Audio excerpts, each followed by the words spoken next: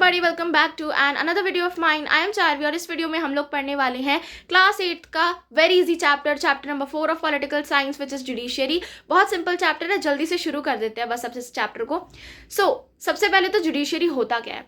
Judiciary की definition मैं आपको थोड़ी देर बाद देती हूँ। एक छोटा सा एग्जाम्पल लेते हैं। हम लोग ग्रेड 6 से 8 तक अभी तक क्या पढ़ते हुए आ रहे हैं। पॉलिटिकल साइंस में हमने एक मेन चीज़ ये पढ़ी है कि everybody is equal before the law, है ना। कोई भी कानून के सामने छोटा बड़ा गरीब अमीर कोई कुछ भी ऐसा नहीं होता। कास्ट डिफरेंस, हाँ हमारे देश में बहुत ज़्यादा कास्ट डिफरेंस है, रिलीजन डिफरेंसेस हैं, बहुत डाइवर्सिटी है, but still we are united. ठीक है, we are united in diversity. ठीक है, ये हमारे 6th क्लास का पहला ही चैप्टर था, तो इट्स ओके। 6th को अभी थोड़ा सा पीछे करते हैं, 8th पे ध्यान देते हैं। सो यस, जुडिशरी होता क्या है। अब मैंने जो सेंटेंस बोला everybody is equal before the law, इसका मेन मतलब क्या निकलता है कि हमारे देश में रूल ऑफ लॉ है। ठीक है, कानून का राज है। तो अब रूल ऑफ लॉ है तो इसको एनफोर्स करने वाली कोई बॉडी भी बनी होगी, बिल्कुल बनी, और इसी का नाम होता है जुडिशरी। ठीक है, सो जुडिशरी मेनली क्या बता रही हूँ मैं कि judiciary is body which enforces the rule of law in a nation. ठीक है, ये बात क्लियर हुई, वेरी गुड। अब आगे चलते हैं हमारे सेकंड टॉपिक पे which is the role of judiciary. Judiciary के मेनली 3 काम होते हैं। सबसे पहले तो डिस्प्यूट रेजोल्यूशन। डिस्प्यूट रेजोल्यूशन मतलब लड़ाई को सुलझाने का काम जुडिशरी करती है। अभी लड़ाई किसके बीच में हो सकती है। लड़ाई हो सकती है 2 सिटीजन्स के बीच में, citizen versus citizen, citizen versus state government, state government versus state government. Suppose Maharashtra की गवर्नमेंट है और एक तेलंगाना की गवर्नमेंट है, तो दोनों के बीच में कोई लड़ाई हो रही है तो उसको भी जुडिशरी संभाल सकता है। ठीक है, या फिर सुलझा सकता है। ओके, नाउ फोर्थ कौन सी लड़ाई हो सकती है। एक state government versus central government. Central government ने कोई डिसीजन सुनाया, स्टेट गवर्नमेंट ने कोई डिसीजन सुनाया, अब इसका फैसला कौन करेगा, जुडिशरी करेगा। ठीक है, ये बात समझ आई। अब सेकंड चीज क्या करती है जुडिशरी। जुडिशरी सेकंड चीज करती है जुडिशियल रिव्यू देना।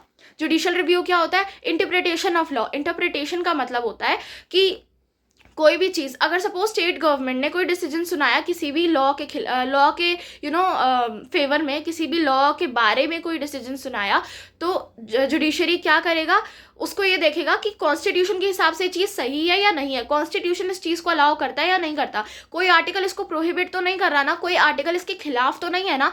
कॉन्स्टिट्यूशन को ध्यान में रखते हुए वो इस चीज़ को देखता है। ठीक है, कि कौन सा डिसीजन सही है, कौन सा गलत है, और कौन सा डिसीजन लेना चाहिए।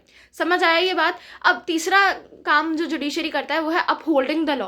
अपहोल्डिंग द लॉ मतलब कोई भी सिटीजन, उसका कोई राइट वायलेट हुआ है, किसी इंसान ने उसका राइट वायलेट कर दिया है, तो वो सुप्रीम कोर्ट या हाई कोर्ट में आ सकता है और अपनी अपील लिखवा सकता है या अपनी कंप्लेंट लिखवा सकता है कि हमने ये हमारे साथ ये हुआ है और आप हमारा जस्टिस करो। ठीक है, ये मेनली 3 काम होते हैं जुडिशरी के। So this was the role of judiciary. समझ आ गया। नाउ द थर्ड टॉपिक है हमारे पास इंडिपेंडेंट जुडिशरी का। अब इंडिपेंडेंट जुडिशरी क्या होता है। सपोज मेरे पास एक लैंड है, मेरी फैमिली के पास, और मेरे पास एक बहुत बड़ा लैंड है, और उसको ना किसी पॉलिटिशियन ने हथिया लिया।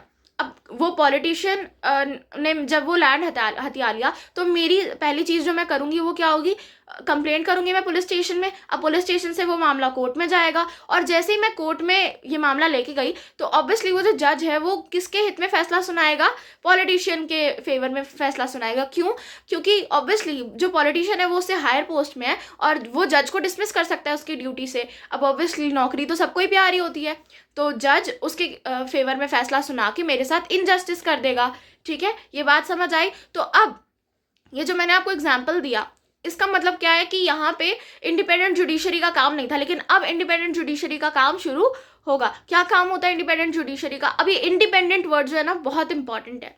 इंडिपेंडेंट जुडिशरी मतलब अब जुडिशरी को ना कोई भी ये नहीं बोल सकता कि आपकी मैं नौकरी ले लूँगा, आपको मैं डिसमिस कर दूंगा आपकी ड्यूटी से, इसलिए आप मेरे फेवर में फैसला सुनाओ। पॉलिटिशियन और कोई भी अगर नेता होगा वो ऑब्वियसली जो जुडिशरी है उससे नीचे ही पोस्ट में रहेगा। ठीक है, तो जुडिशरी के अंडर सब आते हैं, इसलिए जुडिशरी को इंडिपेंडेंट कहा गया, और कोई भी उसको अपना फैसला लेने के लिए फोर्स नहीं कर सकता, और ये भी नहीं बोल सकता कि आप मेरे फेवर में फैसला सुनाओ, या फोर्स नहीं कर सकता कि आपको मेरे ही फेवर में फैसला सुनाना है।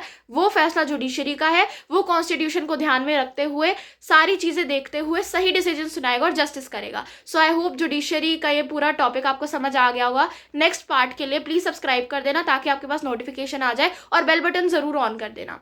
एंड सेकेंडली आपको क्या करना है, इतनी अच्छी वीडियो बनाई है तो आपको प्लीज़ लाइक बटन पे ज़रूर क्लिक करना है और अच्छे अच्छे कमेंट्स देके मेरा दिल खुश कर दो। ठीक है, thank you so much, bye bye.